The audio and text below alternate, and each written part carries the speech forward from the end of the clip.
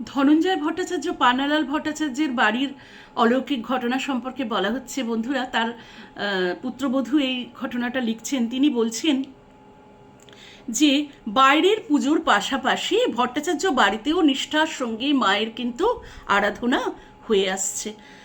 আমাদের পুজোর বিশেষ রীতি, 100 রাবড়ি মাকে ওনারা ভোগ দিতেন। 1 বছর সেই রাবড়ি নিবেদনের পর আমরা সরে এসেছি। নির্দিষ্ট সময় পরে ঘরে ঢুকে হতবাক, দেখি রাবড়ির ভার থেকে কেউ যেন হাতে করে রাবড়ি তুলে খেয়েছে। এমন সময় বাবুজিও সেই ঘরে এলেন। দেখে শুনে ওর মুখে হাসি আর ধরে না। আমরা এখনো মাকে তাই অন্তত বলছেন 100 গ্রাম হলেও রাবড়ি দেবই। মায়ের আরাধনা চলেছে। একটা ঝাড় লণ্ঠন আর টিউবলাইট জ্বলছে পুজোর স্থানে।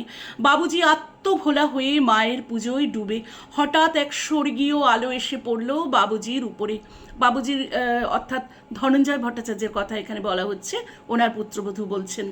কোথায় আলোর উৎস আমরা বুঝতে পারছি না, কেবল এক অবর্ণনীয় আলোয় ঘর ভরে উঠেছে।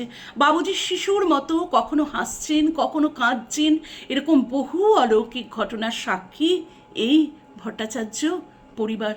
ওদের সাহচর্যে আমি প্রতি মুহূর্তে, ওদের বলছেন যে ওদের সাহচর্য উনি প্রতি মুহূর্তে অনুভব করেন।